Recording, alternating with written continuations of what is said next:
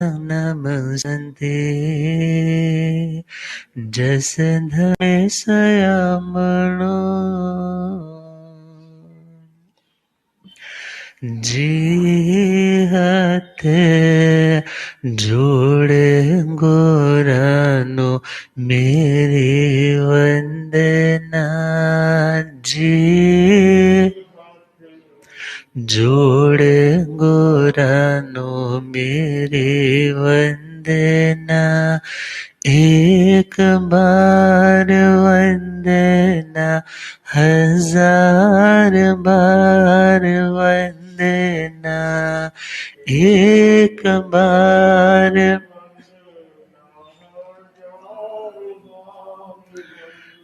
लाख बार वंदना करोड़ बार वंदना लाख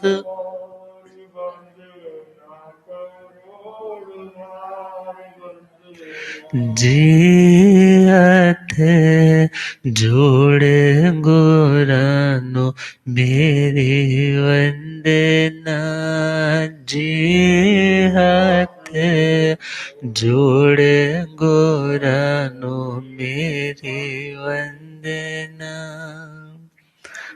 अनंत अनंत शांति के निकेतन शासनपति भगवान महावीर स्वामी के पावन चरणवृंदों में हार्दिक भावना वंदनमन। मेरे अंतर्जन को रोशनी प्रदान करने वाले परमोपकारी आगम ज्ञान के भंडार आगम ज्ञाता आगम पुरुष जिन शासन रतन हिमाचल केसरी उपाध्याय भगवंत श्रद्धे गुरुदेव श्री जितेंद्र मुनि जी महाराज साहब के पावन चरण कमलों में हार्दिक भावना वंदनमन। आदरणीय सेवा भविष्य प्रशमित मुनि जी, धर्म सभा में उपस्थित धर्म अनुरागियों, सुशीलवती माताओं एवं बहनों, असीम पुण्यदय से भाग्योदय से आप सबको संतों का समागम और वितरागवाणी श्रवण करने का सुअवसर प्राप्त हो रहा है। 25 बोल में 10वां बोल कर्म 8 सुनाना प्रारंभ किया है। जितने भी दर्शन आत्मवादी है,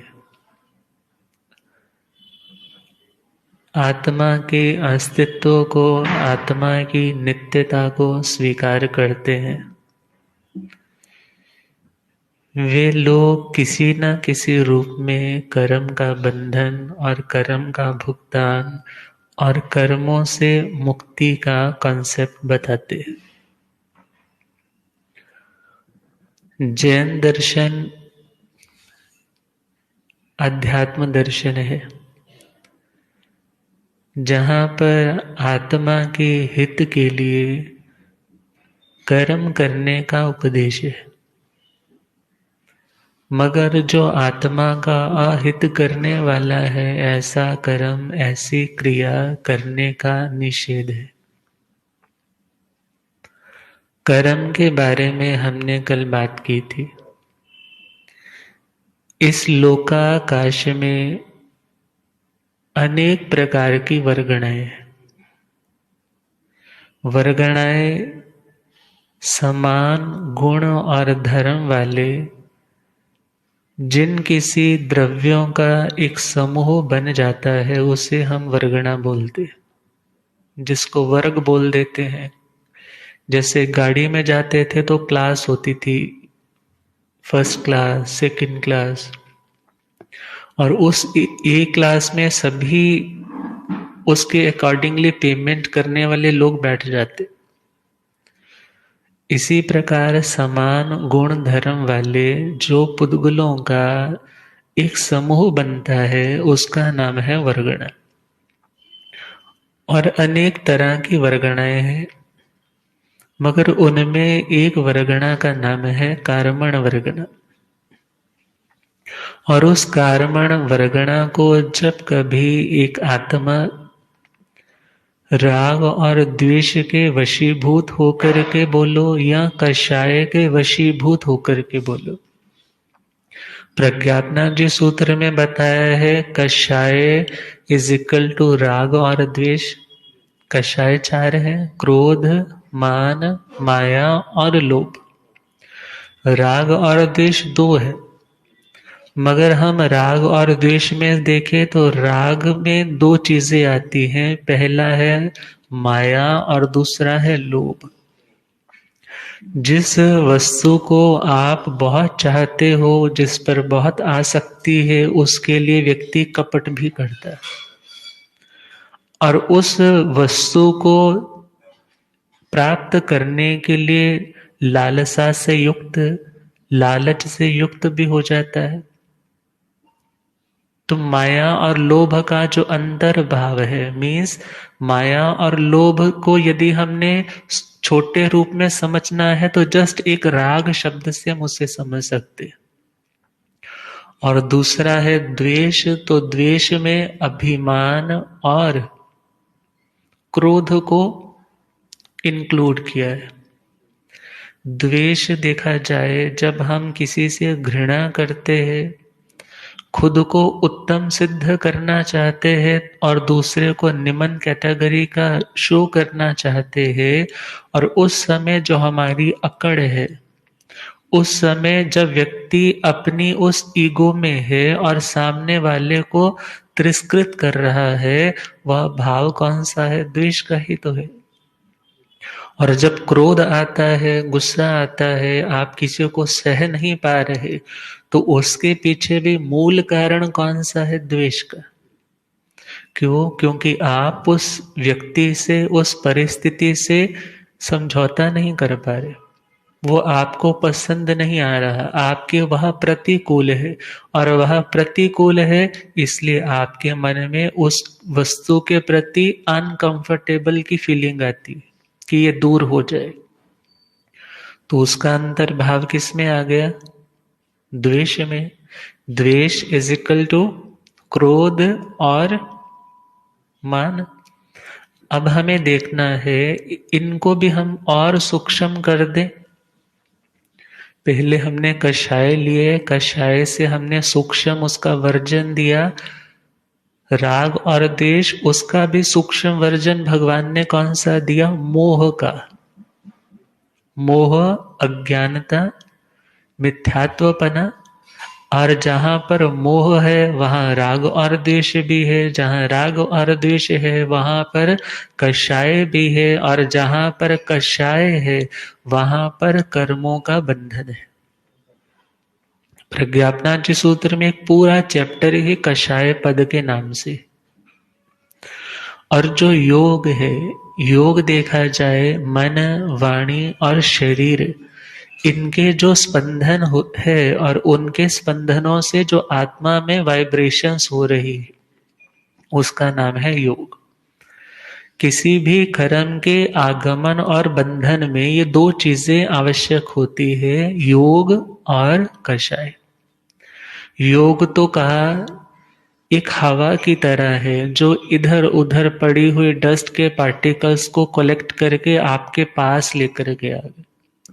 मगर यदि आपकी बॉडी पर इतना मॉइस्चर नहीं है, आपने ऑयल कुछ नहीं लगा रखा, चिकनाई नहीं है, तो वह मिट्टी आई, हल्की सी स्पृष्ट तो हुई, स्पर्श हुई, टच तो हुई, मगर चिपकी नहीं, बद्ध नहीं हुई।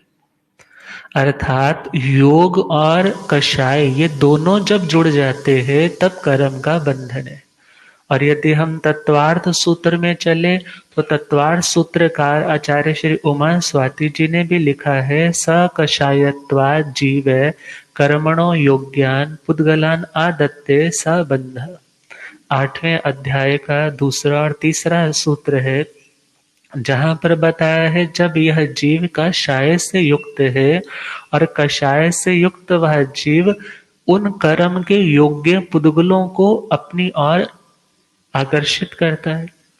अर्थात जिन कर्मण वर्गणाओं में कर्म के रूप में कन्वर्ट होने की, बदलने की शक्ति है, उन्हीं को वह अपनी आत्मा के साथ जोड़ता है, जिसका नाम है बंध। अब देखना है, जिसके अंदर कर्म के रूप में बदलने की शक्ति है, उसी को कारण वर्गणा को अपनी आत्मा के साथ जोड़ता है, जिसका नाम कर्म है। अन्य वर्गणा को नहीं यहां पर बोला। और हम देखें कि यह कार्मण वर्गणाएं है, परंतु ये कार्मण वर्गणाएं क्यों आती है, वो कर्म के रूप में कन्वर्ट क्यों होती है? तो वहां पर हम चले तो वही आचार्य उमा स्वाति जी ने लिखा है, मिथ्या दर्शन अविरति प्रमाद कषाय योगा बंध हेतु। बंधन के हेतु कौन से है? बंधन के हेतु कौन से है? श्रीमद् सूत्र कृतांग जी सूत्र में चले तो भगवान ने संबोधन करते हुए कहा कि बंधन को जानो और बंधन को जान करके उसे तोड़ने का प्रयास करो। तो हमें पहले बंधन का कारण पता हो, कारण है तो उसका निवारण भी हो सकता है, मगर कारण का ही नहीं पता कि बीमारी बढ़ क्यों रही है, हम अशांत क्यों है, जिंदगी में इतना तनाव क्यों है, उसका रीजन ही जब तक फाइंड नहीं करेंगे, और वह रीजन भी सही होना चाहिए। गलत रीजन लेकर के चले हैं तो हमारा जो डायग्नोसिस है वही गलत है, तो उसका जो इलाज है उससे भी हमें आराम मिलने वाला नहीं। और कहा कि इस आत्मा को कर्म के बंधन में डालने के ये 5 मुख्य कारण है। पहला है मिथ्यात्व, दूसरा है अविरति। अविरति का मतलब है कोई नियम पच्चखंड नहीं। मिथ्यात्व का मतलब है जो गलत है उसे सही समझना, जो सही है उसे गलत समझना। ऐसी जो तत्वों के प्रति विपरीत श्रद्धा है उसका नाम है मिथ्यात्व। दूसरा है अविरति, तीसरा है प्रमाद। प्रमाद का मतलब है धार्मिक क्रिया अनुष्ठान के प्रति जो आत्मा के कल्याण के लिए अनिवार्य है उसके प्रति उत्साह ही नहीं आता। उत्साहहीनता, नेग्लिजेंट हो जाते हैं, लापरवाह हो जाते हैं। पता है कि आजकल यदि कोरोना का टाइम है, डिस्टेंसिंग भी मेंटेन रखे, मास्क का प्रयोग करे, अपनी शुद्धता का ध्यान रखे, मगर जानते हुए भी थोड़े दिन तो डर के मारे फॉलो हुआ, परंतु उसके बाद कोई बात नहीं जी, सारी दुनिया ऐसे चल रही है। पता है हेलमेट वियर करके जाना चाहिए, मगर इधर ही तो जाना है, इसी मोड़ पे तो जाना है, हेलमेट नहीं लगाया और उधर से ऐसी टक्कर लगी कि सिर पे ही चोट आ गई। अब देखा जाए, जो व्यक्ति प्रमादी है वह व्यक्ति कर्म के बंधन में अपने प्रमाद को हेतु के रूप में, कारण के रूप में स्वीकार कर रहा है। आगे है कषाय। कषाय, कश बोलते हैं संसार को, आय बोलते हैं लाभ को, इनकम को, प्रॉफिट को, जिससे संसार की यात्रा बढ़ती है उसका नाम है कषाय। और लास्ट वाला है योग, वह है मन, वाणी और शरीर। और इनके कारण से, इन 5 कारणों से जो लोकाकाश में कार्मण वर्गणाएं है, और यह आत्मा जब कषायों से युक्त हो जाती है और योग का आधार लेती है, मीन्स मन, वाणी और शरीर ये माध्यम भी प्रयोग में कर लेती है, उस समय वे कार्मण वर्गणाएं आत्मा के साथ जब बंधती है उसका नाम क्या होता है? कर्म। और ध्यान देना है, बहुत बार बोलने में यही आता है जो लोकाकाश में वर्गणाएं है उनको आत्मा आकृष्ट करता है, ये व्यवहार भाषा में ऐसा ही बोला जाता है।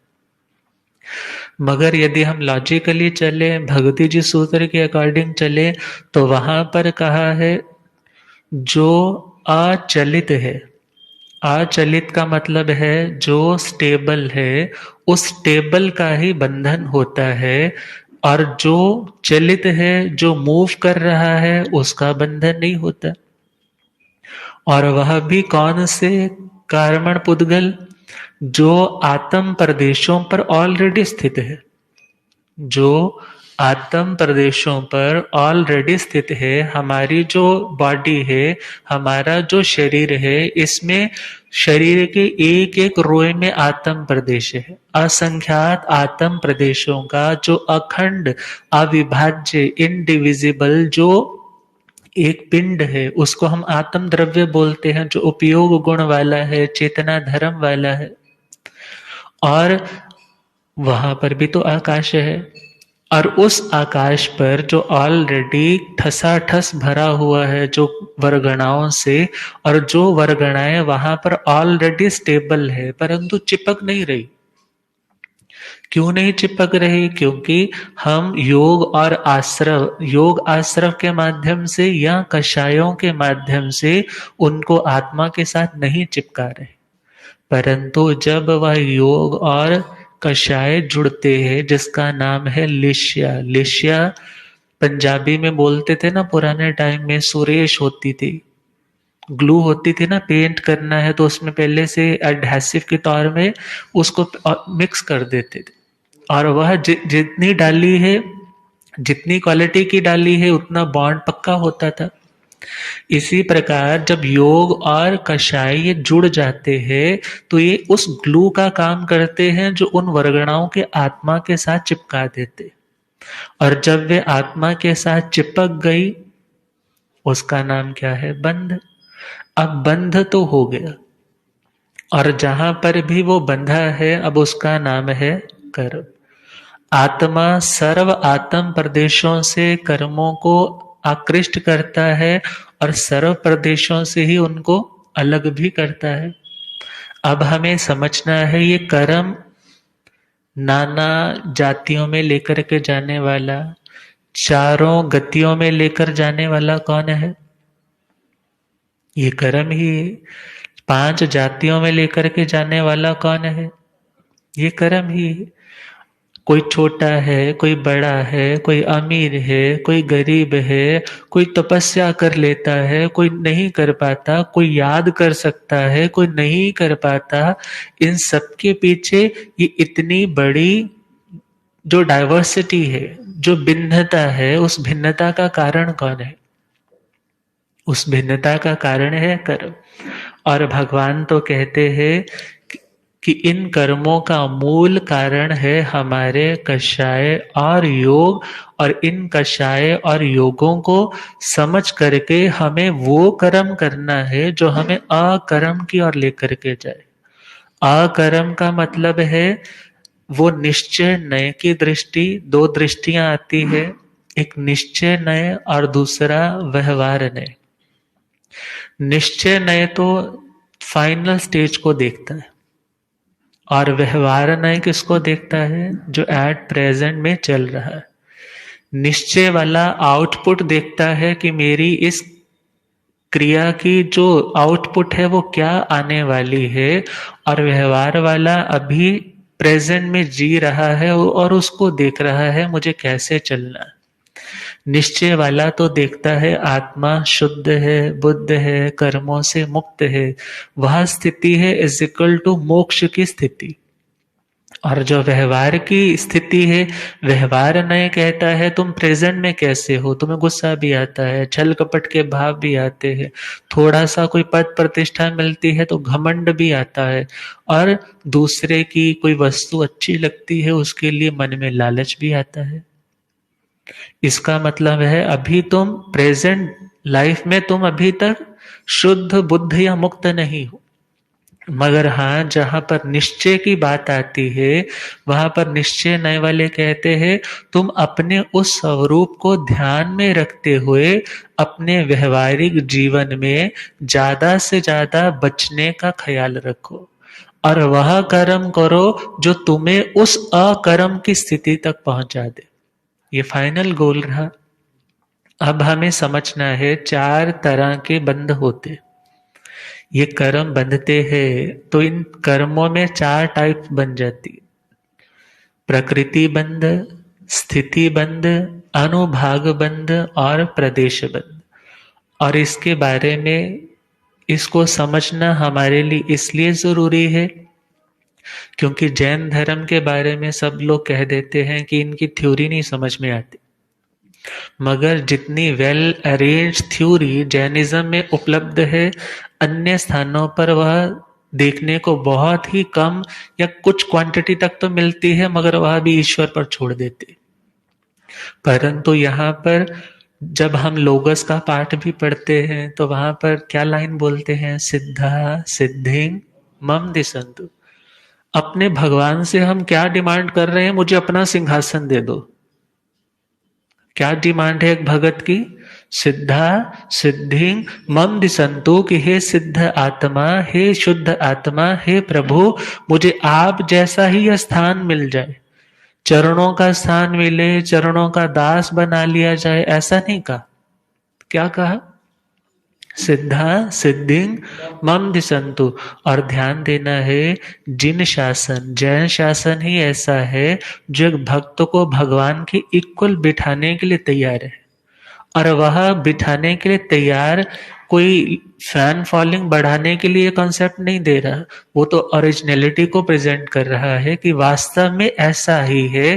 प्रत्येक आत्मा जो तरणहार है, जो भविक है, जो भव्य है, वह अपने निश्चय का विवेक ध्यान रखते हुए और व्यवहार में वैसा पराक्रम पुरुषार्थ कर्म करता जाए तो वह भी उस भगवान की सीट तक पहुंच सकता है। तो हम बात कर रहे हैं, अभी तक तो सभी संसारी आत्माएं कर्मों के बंधनों से युक्त है, और उन कर्मों में 4 तरह के बंधन आए हैं, प्रकृति बंध, स्थिति बंध, अनुभाग बंध और प्रदेश बंध। इससे भी पहले हम घाती कर्म और अघाती कर्म को थोड़ा समझ ले। कर्म 8 है, ज्ञानावरणीय, दर्शनावरणीय, वेदनीय, मोहनीय, आयु, नाम, गोत्र और अंतराय। बाकी तो देखा जाए जितने जीव है, जितने उनके भाव है, और भावों में भी शेयर मार्केट की तरह बाउंस है और कभी डाउन है, और उसमें भी तरतमता में भी कितने लेवल बन जाएंगे। अनंत जीव हैं तो अनंत लेवल्स बन जाएंगे, और उस दृष्टि से तो कर्मों की कैटेगरी भी अनंत हो जाएगी। मगर फिर भी एक बड़े रूप में, एक स्थूल रूप में, एक हेडिंग के रूप में समझाने के लिए क्या बोला, कर्म कितने होते हैं, 8 कर्म होते। ज्ञानावरणीय जो हमारे ज्ञान को, विशेष जानकारी को आवृत्त कर लेता है, ढक लेता है, रोक देता है। दर्शनावरणीय कर्म जो सामान्य जानकारी को रोक देता है, उस कर्म का नाम क्या है, दर्शनावरणीय। वेदनीय कर्म जो पुद्गल जन्य अर्थात जो मेटेरियलिस्टिक कोई चीज हमारे अनुकूल है तो उससे हमें सुख की अनुभूति करवाता है, और वही मेटीरियलिस्टिक कोई चीज है और वह हमारे प्रतिकूल है, हमारी पसंद की नहीं है, हमें अच्छी नहीं लगती, और वह वो मिलती है तो उसके प्रति हमें दुख की अनुभूति होती है, कष्ट की अनुभूति होती है। तो वह कर्म कौन सा है, वेदनीय कर्म है। मोहनीय कर्म जो हमें मूढ़ बना देता है, मूढ़ मीन्स मूर्ख बना देता है, सही और गलत का भान नहीं रहता, और वह कर्म कौन सा है, मोहनीय कर्म। आयु कर्म जो एक जेल खाने की तरह इस बॉडी को जेल की उपमा दी है, और इस शरीर से मुक्त होने वाली आत्मा को बोलते हैं जेल से, पिंजरे से, कैद से छूट गए। और जो हमें एक शरीर में एक लिमिट तक रोक करके रखता है, उस कर्म का नाम क्या है, आयुष्य कर्म। और आगे चले तो आयु कर्म के बाद नाम कर्म जो चित्रकार की तरह है, किसी को सुंदर, किसी को कुरूप, कोई अच्छा चलता है, कोई अच्छा बोलता है, किसी की बात अच्छी लगती है और किसी की बुरी लगती है। अब ये सारी बातें कौन देने वाला है, नाम कर्म। गोत्र कर्म है जिसके कारण व्यक्ति या तो उत्कृष्ट है या निकृष्ट है, किसी की समाज में प्रतिष्ठा है और किसी को दुनिया में लोग निम्न दृष्टि से देखते हैं। वह कर्म कौन सा है, गोत्र कर्म, अंतराय कर्म जो हमारी मन चाही वो दान आदि लाभ आदि वस्तुओं की उपलब्धि में या देने की भावना है, नहीं दे पाते, उसमें जो अंतराय, जो विघ्न, जो डिले कर देता है, और वह कर्म कौन सा है? अंतराय कर्म। अब ये 8 तरह के कर्म है, और 8 तरह के कर्म को समझने के बाद हमें इनके बारे में, इनकी प्रकृतियों को भी समझना है, इसकी स्थिति को भी समझना है, इसके फल अनुभाग को भी समझना है, और इनके प्रदेश बंध को भी समझना है। तो सबसे पहले प्रकृति बंध, और इसके बारे में आचार्य लिखते हैं, स्वभाव प्रकृति प्रोक्ता स्थिति कालावधारणम अनुभागो रसो गेय प्रदेशो दल संचय। प्रकृति का मतलब क्या है? किसी वस्तु के स्वभाव को डिफाइन करना। स्वभाव का मतलब, स्व का मतलब होता है सेल्फ, और भाव का मतलब है उसकी जो नेचर है, जो उसकी अपनी नेचर है, जो उस व्यक्ति की अपनी क्वालिटी है, जो उसका अपना एट्रीब्यूट है, जो उसका अपना गुण और धर्म है, उसको बोलते हैं ये इस व्यक्ति का स्वभाव है। नीम कैसी होती है? कड़वी होती है। नींबू कैसा होता है? खट्टा होता है। नमक कैसा होता है? बोले खारा होता है। गुड़ कैसा होता है? हर चीज की अपनी प्रकृति है, अपना स्वभाव है, और इन 8 कर्मों को समझते हुए हमें अपनी आत्मा के स्वभाव को समझना है।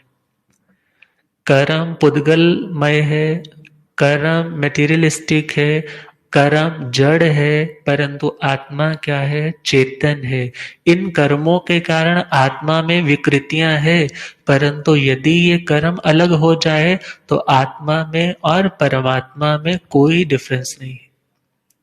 और इसी कॉन्सेप्ट को समझाने के लिए इन 8 कर्मों के कॉन्सेप्ट को समझना जरूरी है कि आज यदि कोई व्यक्ति बार बार जन्म मरण की साइकिल में है तो क्यों है? कोई छोटा बड़ा है तो क्यों है? कोई स्त्री है, कोई पुरुष है, कोई नपुंसक है, कोई त्रियंच है, कोई देव है, कोई नारकी है, ये क्यों है? किसी की इच्छा से नहीं है, ये अपना कर्म है, अपनी चॉइस है, और उस कर्म के फल का जो भुगतान है वह प्रत्येक आत्मा को करना पड़ता है। अब हम प्रकृति के बारे में बात करें। प्रत्येक कर्म की अपनी अपनी प्रकृति है, अपनी अपनी नेचर है, अपना अपना स्वभाव है। और इसके बारे में हम देखें, सबसे पहले हमारे पास कर्म है ज्ञानावरणीय कर्म। पहले कर्म का नाम क्या है? आप लोगों को आज के टाइम में ऐप्स तो खूब सारी पता होंगी। ये नई वाली ऐप आ गई, पुराने वाली ब्लॉक होगी। अभी एक नया सीए वालों ने बोला है जी इस तरह से तुम्हें अपनी रिटर्न्स भरनी है, वो भी सीख लिए। मगर आत्मा के लिए थोड़ा थोड़ा प्रयास करते तो आज बहुत कुछ सीख जाते। चलो खैर, ये भी आपकी क्लास है और धार्मिक पाठशाला है, धार्मिक यूनिवर्सिटी है। आप आकर के सीखोगे, आता होगा तो कभी कल को कोई मिलता है जो पूछता है भाई जैन धर्म में कर्म थ्योरी क्या है, कर्म की फिलॉसफी तो बताओ, आपकी क्या मान्यता है? क्या बोलोगे? जो गुरुजी आएंगे ना उनसे मिलवाएंगे, आप उनसे बात कर लें। दुनिया की तमाम बातें आ जाती है, मगर जब धर्म की बात आती है वहां पर सीधा गुरुजी आएंगे, उनसे मिलवा देंगे। परंतु हम समझ सकते हैं, मुश्किल नहीं है। तो पहले हमें समझना है कर्म की प्रकृतियां। वैसे टोटल है 148 है मूल प्रकृतियां, ये 8 मूल कर्म है, और इसके जो आगे प्रकृतियां मीन्स इसके जो आगे भेद है वो है 148। तो 8 कर्म है। पहला कौन सा कर्म है? ज्ञानावरणीय कर्म। पहला कर्म कौन सा? ज्ञानावरणीय कर्म। ज्ञान का मतलब है जानकारी, और वह जानकारी भी कैसी? विशेष जानकारी। एक जानकारी होती है ऊपर ऊपर की, और एक होती है बिल्कुल तह तक जाकर के उसके बारे में उसकी हर तरह की अच्छी बुरी क्वालिटी के बारे में हमें नॉलेज है। और जो हमारे ज्ञान को आवृत्त कर दे, आवृत्त का मतलब है ढक दे। जैसे सपोज आपके पास लाइट जल रही है, आपने अपने कैमरे की लाइट ऑन की, टॉर्च ऑन की, और आपने उसके ऊपर अपना एक बाल्टी, एक बकेट रख दी। पहले तो उसका उजाला बाहर तक, कमरे तक आ रहा था, मगर अब क्या हो गया, आपने और छोटा बर्तन रख दिया तो वह और कम हो गया। अर्थात यदि उसमें आपने एक सुराख कर दिया तो लाइट क्या होने लग पड़ी, लाइट वहां से बाहर आने लग। आत्मा में लाइट तो अनंत है, और उस लाइट के प्रकाश में जो जो भी चीजें आती है वो उसे दिखने लग जाती। वो संपूर्णता बिल्कुल बकेट ही उठ जाए, उसका नाम तो है केवल ज्ञान। परंतु जब अलग अलग छिद्रों से वो लाइट आ रही है तो बोले जितना जितना सूक्ष्म है, जितना जितना आवरण, व पर्दा, वो रुकावट हटी, उसके अकॉर्डिंगली लाइट हमारे तक पहुंचने लग पड़ी। तो ज्ञानावरणीय कर्म जो हमारी विशेष जानकारी को रोकता है, उस कर्म का नाम क्या है, ज्ञानावरणीय कर्म। और इसकी 5 उत्तर प्रकृतियां हैं।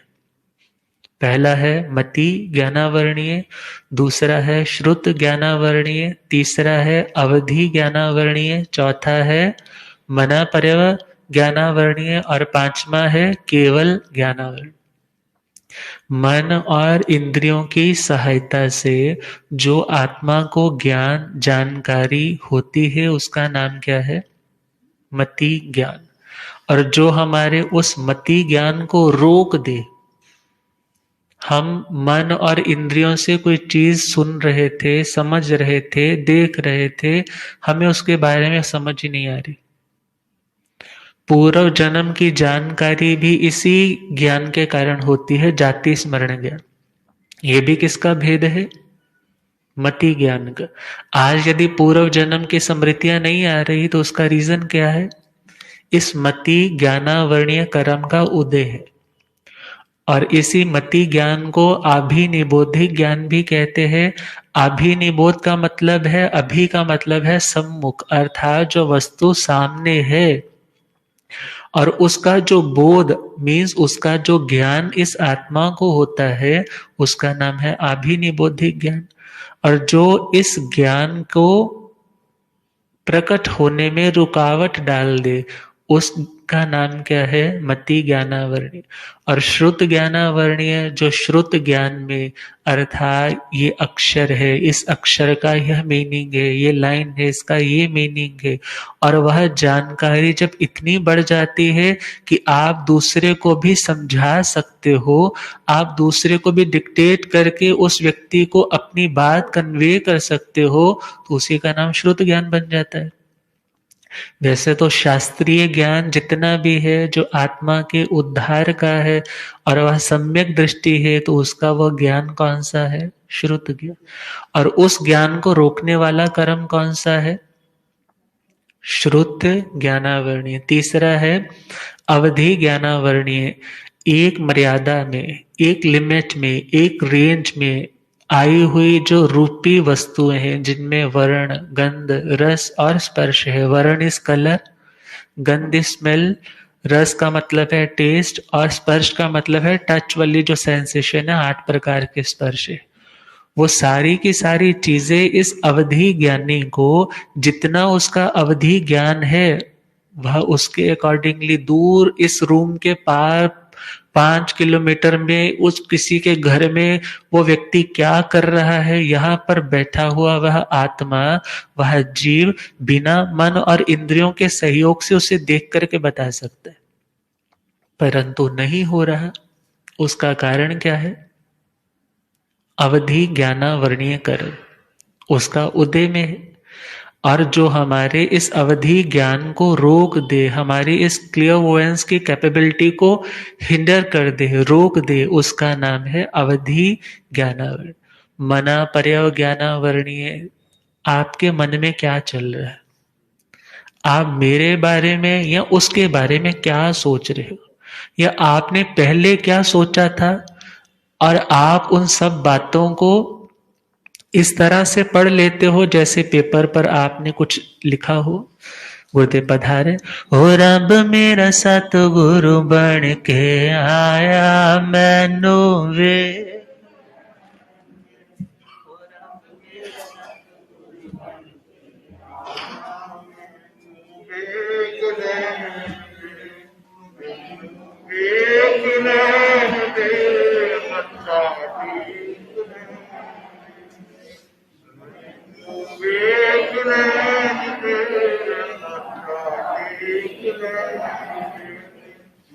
मेरा सतगुरु बन के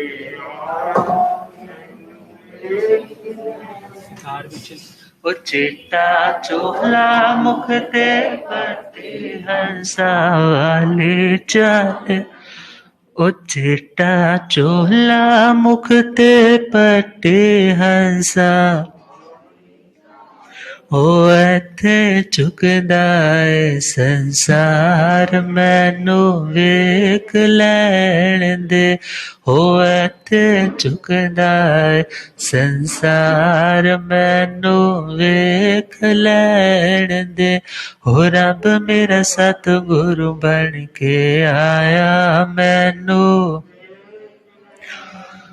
ओ मेरे सतगुरां दे द्वारे मंदिर मस्जिद ते गुरुद्वारे, मेरे सतगुरां दे द्वारे मंदिर मस्जिद ते गुरु, ओ केड़ा तारण हारा आया मैनू वेख लैण दे, हो केड़ा तारण हारा आया मैनू,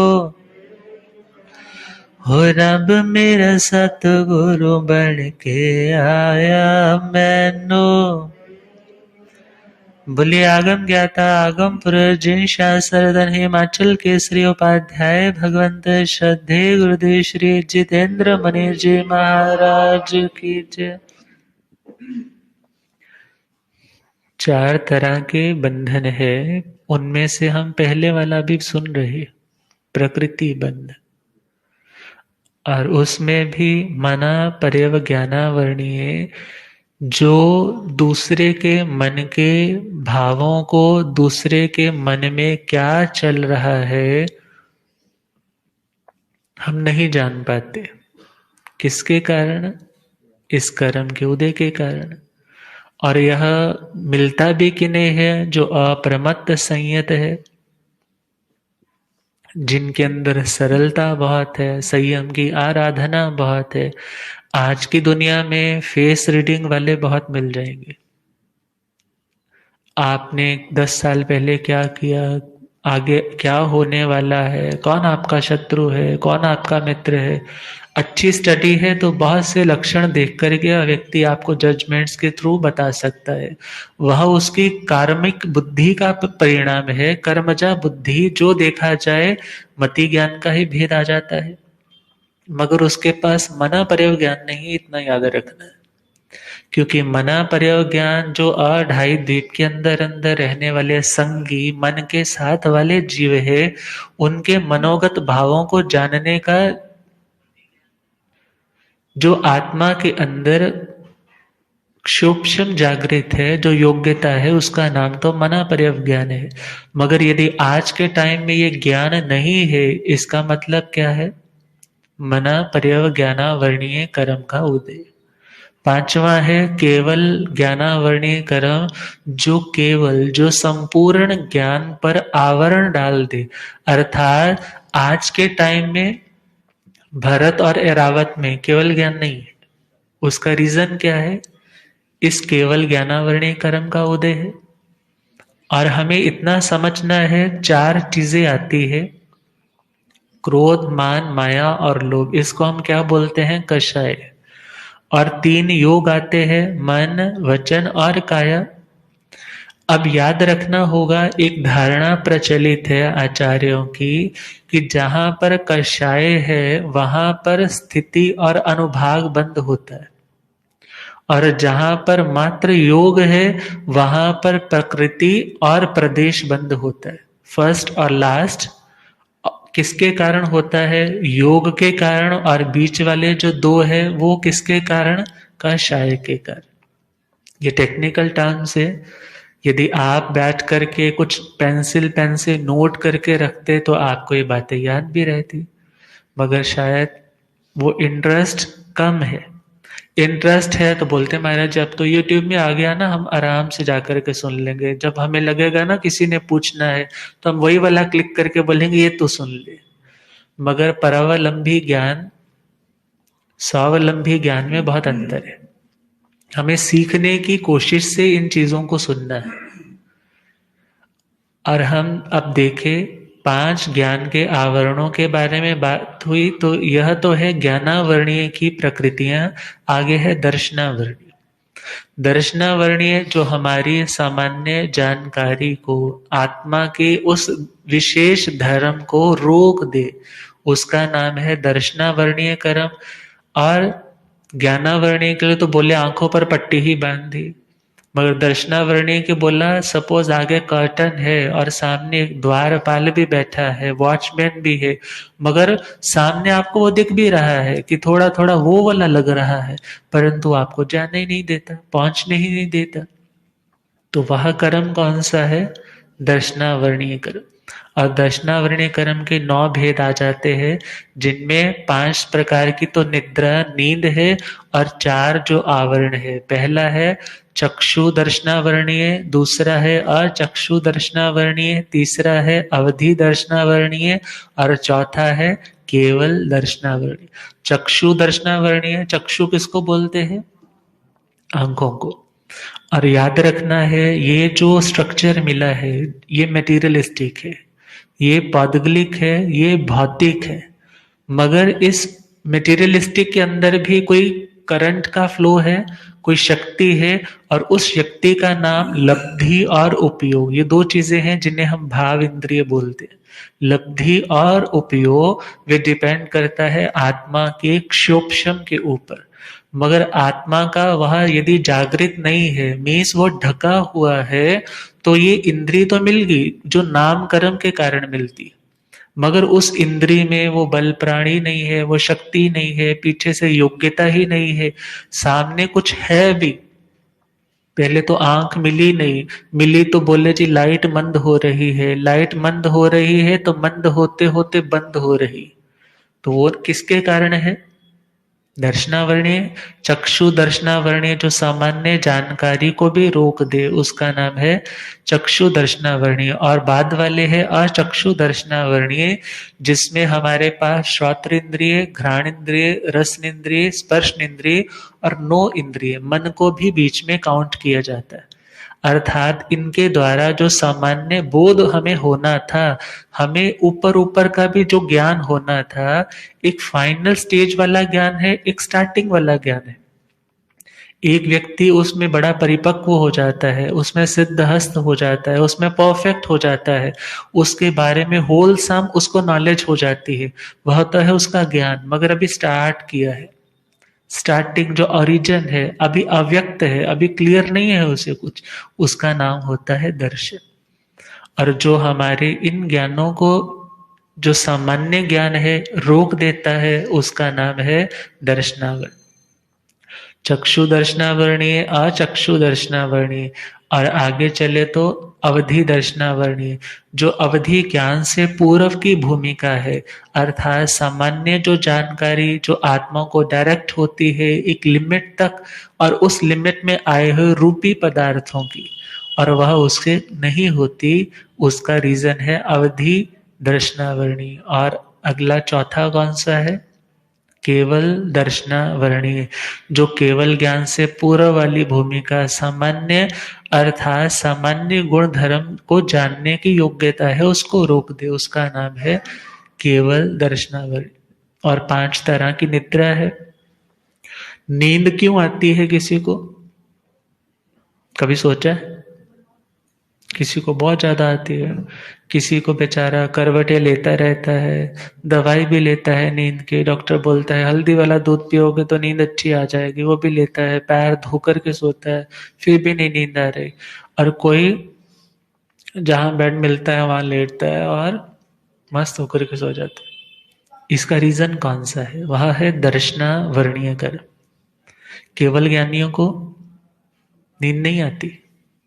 केवल ज्ञान केवल दर्शन के जो धारक है, जो सिद्ध आत्माएं है, उन्हें नींद नहीं आती। वो निश्चय से देखा जाए प्रत्येक आत्मा का स्वरूप है। निद्रा लेना आत्मा का स्वभाव नहीं है। वह तो इस कर्म के कारण उसको सोना पड़ता है। वह उसके शरीर की आवश्यकता बन चुकी है। और नहीं आती तो भी रोग बन जाता है। ज्यादा आती है, कई कई दिन नहीं उठते, वो भी रोग बन जाता है। तो पहला है निद्रा। निद्रा का मतलब है जो सुख पूर्वक नींद, साउंड स्लीप आती है और सुख पूर्वक बड़े अपने टाइम पे खुल जाती है, वह है निद्रा। दूसरा है निद्रा। निद्रा पहले तो नींद आ नहीं रही, आ गई है तो खुलने का नाम नहीं। अलार्म भी बज रहे हैं, चिल्ला भी रहे हैं, उठ जाओ टाइम हो गया, परंतु उठने का नाम नहीं। वह नींद कौन सी है? निद्रा। निद्रा अर्थात डबल, उस निद्रा को हमने मान लो डबल नॉट कर दिए। और आगे चले तो प्रचला। प्रचला का मतलब है, बहुत से लोग होते हैं बैठे हैं, चेयर मिल गई या नीचे भी बैठे हैं तो बैठे बैठे नींद आ गई। खड़े हैं, खड़े खड़े क्या आ गई? नींद आ गई। ये किसके कारण हुआ? इस दर्शना वर्णीय कर्म के उदय के कारण। और आगे चले तो प्रचला। प्रचला चलते चलते भी नींद आ जाती। चलते चलते बोलोगे महाराज जी हमें तो कोई दिखा नहीं। कभी इसके बारे में भी सर्च करोगे तो बहुत बार न्यूज़पेपर में भी ऐसे आपको मिल जाएंगे। आपके तो आजकल नेट पर खूब सारा ऐसा आपके पास कंटेंट मिल जाएगा। परंतु जब हम उन्हें देखते हैं और भगवान की वाणी को देखते हैं, भगवान ने तो ऑलरेडी पहले से बता रखा है। और आगे चले तो स्त्यान गृद्धि निद्रा। और स्त्यान गृद्धि निद्रा इतनी प्रगाढ़ नींद है जिसमें हमने दिन भर में जो कुछ सोचा है या पाप कर्म का ऐसा उदय है कि जो हम दिन भर तो नहीं कर पाए, मगर जब सो चुके थे निद्रा की ही अवस्था में, उस बेहोशी की अवस्था में ही उठे, घर के जितने भी गहने थे, जितने भी पता है जहां जहां पर ये चीज पड़ी है, सबको उठाया और एक बॉक्स में बंद किया और दूर जाकर के एक गड्ढा खोदा और उस गड्ढे में जाकर के डाल दिया, मिट्टी डाल दी, दोबारा से फ्लैट कर दिया, आया और आकर के अपने बेड पर आराम से सो गया। और सुबह उठते सार ही शोर मच गया कि घर में चोरी हो गई। अब चोरी किसने की है? चोरी करवाने वाला कौन है? वो उसका ही कर्म है। और देखा जाए इस ध्यान गृद्धि निद्रा में बताया जाता है कि वासुदेव की आधी ताकत आ जाती, अर्थात इतनी ताकत कि मानो एक पूरे का पूरा गोडाउन भी खाली करना है ना, बरसात आने वाली है, तो रात को नींद में उठा और नींद में उठ करके सारी बोरियां दूसरी जगह ट्रांसफर कर दी और सुबह उठा तो बोला कि मेरा सारा माल कहाँ चला गया। मगर जैसे ही पता चला कि वो तो ऑलरेडी शिफ्ट हो चुका, सोचता है पता नहीं कोई फरिश्ता आया होगा जिसने मुझे बचा लिया। मगर